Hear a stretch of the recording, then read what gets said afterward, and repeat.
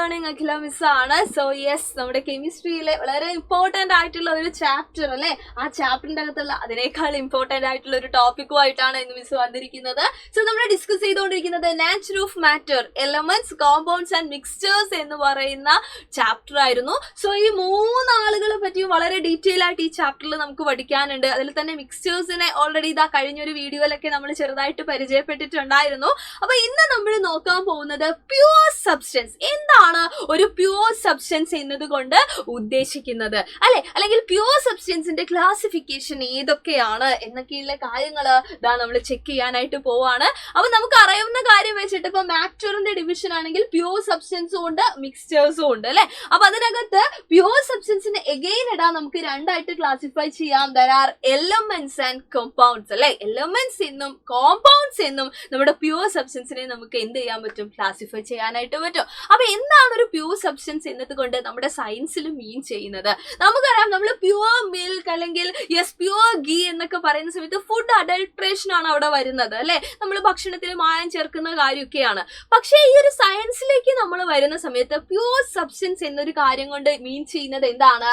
Yes, it is the one that has no other substance present in it അല്ലെ.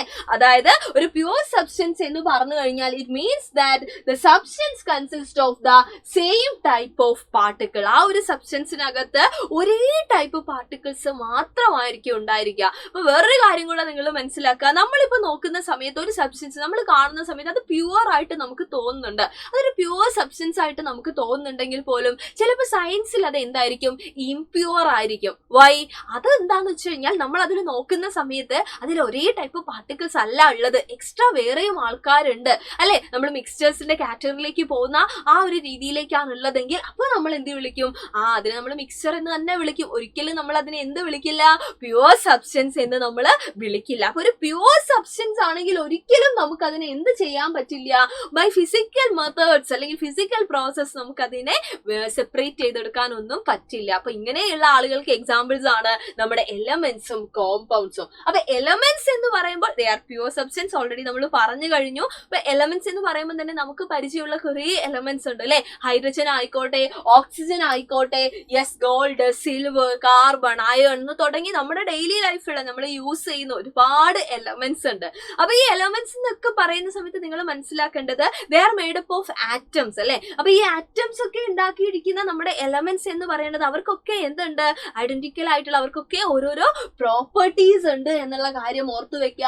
And elements R substances that cannot be further broken down into simpler substances. Okay, അപ്പൊ മാറ്ററിന്റെ ഒക്കെ building blocks ആയിട്ടൊക്കെ നമുക്ക് ഇവരെ എന്ത് ചെയ്യാൻ പറ്റും, പറയാൻ വേണ്ടി സാധിക്കും. ഇപ്പൊ നമ്മൾ മൊത്തത്തിൽ നമ്മുടെ ചുറ്റുപാടുള്ള എലമെന്റ്സ് ഒക്കെ നോക്കുവാണെങ്കിൽ അവിടെ നമുക്ക് മെറ്റൽസിനെ കാണാൻ പറ്റും, നോൺ മെറ്റൽസിനെ കാണാൻ പറ്റും. അപ്പൊ ഇത് രണ്ടും നമുക്ക് ഓൾറെഡി നമ്മുടെ മനസ്സിലേക്കൊക്കെ വരുന്ന കാര്യമാണ്. കാരണം കുഞ്ഞു ക്ലാസ്സിലൊക്കെ നമുക്ക് പരിചയമുള്ള രണ്ട് വേർഡ്സ് ആണ് അല്ലെ. ഇപ്പൊ അയേൺ ആയിക്കോട്ടെ അല്ലെ, നമ്മൾ ഡെയിലി യൂസ് ചെയ്യുന്ന അലൂമിനിയം ആയിക്കോട്ടെ, ഇവരൊക്കെ ഗോൾഡ് ആയിക്കോട്ടെ, സിൽവർ ആയിക്കോട്ടെ, ഇതൊക്കെ എന്തിന് എക്സാമ്പിൾസ് ആണ്, നമ്മുടെ മെറ്റൽസിന് എക്സാമ്പിൾസ് ആണ്.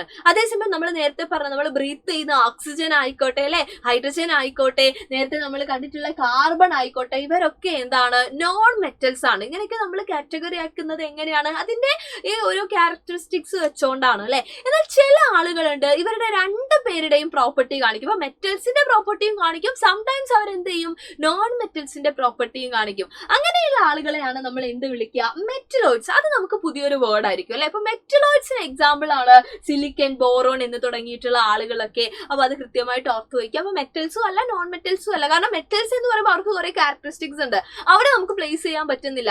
നോൺ മെറ്റൽസ് എന്ന് പറയുമ്പോൾ അവർ കാണിക്കുന്ന കുറെ ക്യാരക്ടറിസ്റ്റിക്സ് ഉണ്ട്, അവിടെ നമുക്ക് എന്ത് ചെയ്യാൻ പറ്റുന്നില്ല, പ്ലേസ് ചെയ്യാൻ പറ്റുന്നില്ല. അപ്പൊ അങ്ങനെയുള്ള രീതിയിലാണെങ്കിൽ നമ്മൾ എന്ത് ചെയ്യും, അവരെയാണ് നമ്മൾ എന്ത് വിളിക്കുന്നത്, മെറ്റലോയിഡ്സ് അല്ലെ. ഇപ്പൊ സിലിക്കൺ, ബോറോൺ ഒക്കെ എന്താണ്, മെറ്റലോയിഡ്സ് ആണെന്ന് ഓർത്ത് വയ്ക്കുക. അപ്പൊ ഇതേപോലെ ഇപ്പൊ എലമെന്റ്സിന്റെ കേസിൽ നമ്മൾ വീണ്ടും കുറെ കാര്യങ്ങളൊക്കെ ചിന്തിക്കുന്ന സമയത്ത് ഒരുപാട് പ്രോപ്പർട്ടീസ് എന്തിന് പറയാൻ പറ്റും, നമുക്ക് എലമെന്റ്സിന് പറയാൻ പറ്റും. അതായത് ഇപ്പൊ മെറ്റൽസിനൊക്കെ ഏകദേശം ഒരേ പ്രോപ്പർട്ടി ആണെന്ന് നമ്മൾ പറയും. അറ്റ് ദ സെയിം ടൈം മെറ്റൽസിൽ തന്നെ എന്തുണ്ട്, ഡിഫറെന്റ് ക്യാരക്ടേഴ്സ് കാണിക്കുന്ന ആളുകളുണ്ട്. ഇപ്പൊ ഒരു എക്സാമ്പിൾ പറയുകയാണെങ്കിൽ അയൺ ഒക്കെ ഭയങ്കര സ്ട്രോങ് ആണ് അല്ലെ. അതേ സമയം തന്നെ നിങ്ങൾ ആലോചിക്കേണ്ടത് ഇപ്പൊ സോഡിയം ഒരു മെറ്റലാണ്, പക്ഷെ സോഡിയം ഒക്കെ എന്താണ്, സോഫ്റ്റ് ആയിട്ടുള്ള മെറ്റലാണ്. അതായത് ഒരു കത്തി വെച്ച് പോലും അല്ലെങ്കിൽ ഒരു ബ്ലേഡ് വെച്ച് പോലും നമുക്ക് സോഡിയത്തിനൊക്കെ എന്ത് ചെയ്യാൻ പറ്റും, കട്ട് ചെയ്തെടുക്കാൻ പറ്റും. അയൺ നമുക്ക് അങ്ങനെ ചെയ്യാൻ പറ്റുമോ? ഇല്ല. അപ്പൊ നമ്മൾ ഏകദേശം ഓരോ പ്രോപ്പർട്ടി വെച്ചിട്ടുള്ള ഒരു ക്ലാസിഫിക്കേഷൻ ആണ് ഇവിടെ കൊടുത്തത്. ഇതല്ലാത്ത എക്സെപ്ഷൻസ് കാര്യങ്ങളൊക്കെ എവിടെയുണ്ട്? ഇഷ്ടം പോലെ നമ്മുടെ സയൻസിൽ നമ്മൾ നോക്കുകയാണെങ്കിൽ നമുക്ക് കണ്ടുപിടിക്കാൻ സാധിക്കും. അപ്പൊ എന്റെ മക്കൾ ഓർക്കേണ്ടത് ഇത്രയേ ഉള്ളൂ. പ്യുവർ സബ്സ്റ്റൻസ് എന്ന് പറഞ്ഞു കഴിഞ്ഞാൽ അതിനകത്ത് സെയിം ടൈപ്പ് ഓഫ് പാർട്ടിക്കിൾസേ ഉണ്ടായിരിക്കുള്ളൂ. അപ്പൊ അതിന് എക്സാമ്പിൾ ആണ് എലമെന്റ്സ് എന്ന് പറയുന്നത്. എലമെന്റ്സിൽ ഇപ്പോൾ ആരെ വേണമെങ്കിലും നിങ്ങൾക്ക് എന്താണ് പറയാൻ വേണ്ടി പറ്റൂലേ, നമ്മുടെ ഡെയിലി ലൈഫിലുള്ള ആൾക്കാർ. പക്ഷെ അവരെ ഫർദർ നമ്മൾ ക്ലാസിഫൈ ചെയ്യുന്നുണ്ട്. Metals, non metals, metalloids. അതിന്റെ എക്സാമ്പിൾസും എന്ത് ചെയ്യുക എന്റെ മക്കൾ ഓർത്ത് വെക്കുക. ഇനി എന്തായിരുന്നു കോമ്പൗണ്ട്സ് എന്ന് പറഞ്ഞു കഴിഞ്ഞാൽ, ഇപ്പൊ എലമെന്റ്സിന്റെ കാര്യം നമ്മൾ പറഞ്ഞു. അപ്പൊ എന്തായിരുന്നു കോമ്പൗണ്ട്സ് എന്ന് പറഞ്ഞു കഴിഞ്ഞാൽ, ഇപ്പൊ നമ്മൾ കണ്ടിട്ടുള്ള ഈ എലമെന്റ്സ് കമ്പൈൻ ചെയ്തിട്ട് കെമിക്കലി അവർ കമ്പൈൻ ചെയ്തിട്ട് കിട്ടുന്ന ഒരു പുതിയ സബ്സ്റ്റൻസിനെയാണ് നമ്മൾ എന്ത് വിളിക്കുന്നത്, കോമ്പൗണ്ട്സ് എന്ന് വിളിക്കുന്നത്. അപ്പൊ പലർക്കും ഒരു കൺഫ്യൂഷൻ ഉണ്ടാവാറുണ്ട്. ഇപ്പൊ ഒരു കോമ്പൗണ്ട് ആണ്, ഒരു എക്സാമ്പിൾ ആണ് നമ്മുടെ വാട്ടർ എന്ന് പറയുന്നത്. അപ്പൊ വാട്ടറിന് നമുക്കറിയാം എന്താണ് വാട്ടറിന്റെ കെമിക്കൽ നെയിം അല്ലെ, കെമിക്കൽ ഫോർമുല എന്ന് പറയുന്നത് എന്താണ്, H2O ആണ്. അപ്പൊ H2O എന്ന് പറഞ്ഞു കഴിഞ്ഞാൽ H എന്താണ്, H നമ്മുടെ ഹൈഡ്രജൻ ആണ്. O എന്ന് പറയുന്നത് എന്താണ്, നമ്മുടെ ഓക്സിജൻ ആണ്.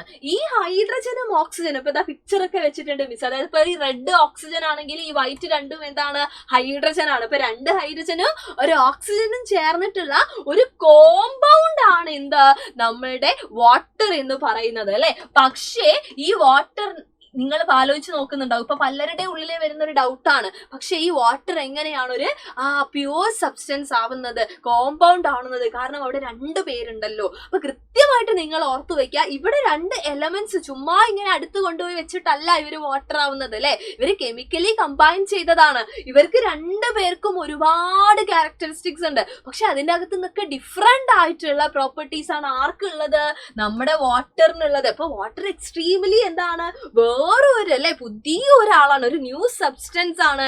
അപ്പൊ ഇങ്ങനെ ഉണ്ടാകുന്നത് കൊണ്ടാണ് നമ്മൾ കോമ്പൗണ്ടിനെ എന്താണെന്ന് പറയുന്നത്, ഒരു പ്യുവർ സബ്സ്റ്റൻസ് ആണെന്ന് പറയുന്നത്. ഒരിക്കലും നമുക്ക് വാട്ടറിൽ ഈ പറയുന്ന H2Oയിൽ നിന്ന് എച്ചിനെയും ഓക്സിജനെയും ഒക്കെ ചുമ്മാ ഫിസിക്കൽ പ്രോസസ്സ് വഴിയൊന്നും നമുക്ക് എന്ത് ചെയ്യാൻ പറ്റില്ല, സെപ്പറേറ്റ് ചെയ്യാൻ പറ്റില്ല. അതിന് നമുക്ക് കെമിക്കൽ പ്രോസസ്സ് അല്ലെങ്കിൽ ഇലക്ട്രോ കെമിക്കൽ പ്രോസസ്സ് എന്ന് പറയും. ഇലക്ട്രിസിറ്റി ഒക്കെ നമ്മൾ എന്ത് ചെയ്യണം, യൂസ് ചെയ്യണം. അതുകൊണ്ടാണ് കോമ്പൗണ്ടിനെയും നമ്മൾ എന്ത് പറയുന്നത്, നമ്മൾ പ്യുവർ സബ്സ്റ്റൻസ് എന്ന് പറയുന്നത്. ഇപ്പൊ കാർബൺ ഡൈ ഓക്സൈഡ് എന്ന് പറയുന്നത് കാർബണും ഓക്സിജനും കൃത്യമായിട്ടുള്ള ഒരു റേഷ്യോയിൽ കമ്പൈൻ ചെയ്തിട്ട് കിട്ടുന്ന ഒരു കോമ്പൗണ്ട് ആണ്. സോ കോമ്പൗണ്ട്സ് എന്ന് പറയുന്നതും എന്തിന് എക്സാമ്പിൾ ആണ്, പ്യുവർ സബ്സ്റ്റൻസിന് എക്സാമ്പിൾ ആണ് അല്ലെ. Compounds are formed when different elements combine in fixed ratio to form something entirely new. The properties of compounds are different from those of elements forming that compound. നമ്മൾ കണ്ടില്ലേ, ഹൈഡ്രജന്റെയും ഓക്സിജന്റെയും property അല്ല, ഇത് രണ്ടും കൂടി ചേർന്നിട്ടുള്ള നമ്മളുടെ വാട്ടറിനുള്ളത്.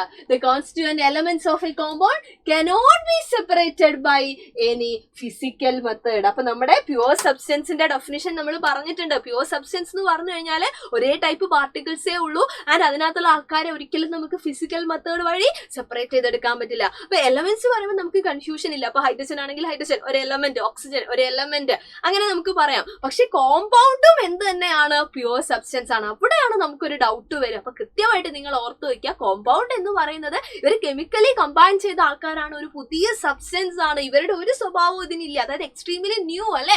ആൻഡ് ഇവരെ നമുക്ക് എന്ത് ചെയ്യാൻ പറ്റില്ല, ബൈ ഫിസിക്കൽ മെത്തേഡ് നമുക്ക് ബ്രേക്ക് ഡൗൺ ചെയ്യാൻ പറ്റുമോ, ഇല്ല. അതുകൊണ്ടൊക്കെയാണ് കോമ്പൗണ്ടും എന്താണെന്ന് പറയുന്നത്, പ്യുവർ സബ്സ്റ്റൻസ് ആണെന്ന് പറയുന്നത്. അപ്പൊ ഇന്ന് നമ്മൾ വാട്ടർ, കാർബൺ ഡൈ ഓക്സൈഡ് ഒക്കെ പറഞ്ഞു അല്ലെ. ഇതേപോലെ നമ്മുടെ ചുറ്റും ഒരുപാട് കോമ്പൗണ്ട്സ് ഉണ്ട്. നിങ്ങൾക്കറിയാവുന്ന ഏതെങ്കിലും ഒരു കോമ്പൗണ്ട് കണ്ടുപിടിച്ചിട്ട് നിങ്ങൾ നമ്മുടെ കമന്റ് ബോക്സിൽ ഒന്ന് കമന്റ് ചെയ്യണം. അപ്പൊ ഇതുപോലെയുള്ള ഒരുപാട് കാര്യങ്ങൾ ഈ ചാപ്റ്ററിൽ നമുക്ക് പഠിക്കാനുണ്ട്. അതൊക്കെ നമ്മൾ അടിപൊളിയായിട്ട് പഠിച്ചുകൊണ്ടിരിക്കുകയാണ്. നമ്മുടെ യോധാ ബാച്ചിൽ ഇതുവരെ ജോയിൻ ചെയ്യാത്ത ആളുകളുണ്ടെങ്കിൽ ഇപ്പൊ ഇതാ ഓഫ് റോഡ് കൂടി നിങ്ങൾക്ക് ജോയിൻ ചെയ്യാൻ പറ്റും. ഇപ്പൊ താഴെ കാണുന്ന നമ്പറിൽ കോൺടാക്ട് ചെയ്തിട്ട് നമ്മുടെ ബാച്ചിൽ നിങ്ങൾ ജോയിൻ ചെയ്യാം. വീഡിയോ ഇഷ്ടപ്പെട്ടിട്ടുണ്ടെങ്കിൽ ഷെയർ ചെയ്യുക. അപ്പൊ ക്വസ്റ്റ്യന്റെ ആൻസർ മറക്കണ്ട. ഒരു കോമ്പൗണ്ടിന്റെ പേര് നിങ്ങൾ കമന്റ് ബോക്സിൽ കമന്റ് ചെയ്യണം. അപ്പൊ നമുക്ക് കാണാം. അതുവരെ എല്ലാവർക്കും thank you so much and by.